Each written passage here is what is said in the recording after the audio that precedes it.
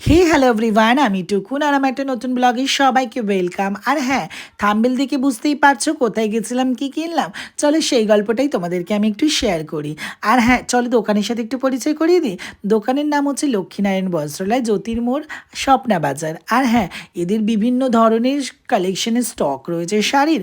আর আমার তো এদের কালেকশনগুলো খুবই ভালো লাগে। আর সব থেকে মেন হচ্ছে এদের কোয়ালিটি ভীষণই ভালো। আর খুব কম প্রাইসের মধ্যেই নেয়, আমার ভীষণ ভালো লাগে। আর আমার একটা নিমন্ত্রণ বাড়ি পড়ে গেছিলো, তার জন্য বলেছিলাম হলুদ আর লালের মধ্যেই আমাকে একটু শাড়ি দেখা। দেখো বলতে না বলতে হলুদ লালের মধ্যে আমাকে শাড়ি দেখাচ্ছে। আর হ্যাঁ, কত সুন্দর সুন্দর শাড়ি দেখো, আমার তো খুব ভালো লাগছে। আর সব থেকে মেন হচ্ছে দেখো এত সুন্দর সুন্দর মানে পাতা মোটিভের মধ্যে দেখাচ্ছে। ফাইনালি আমার এই শাড়িটা ভীষণ পছন্দ হয়েছে।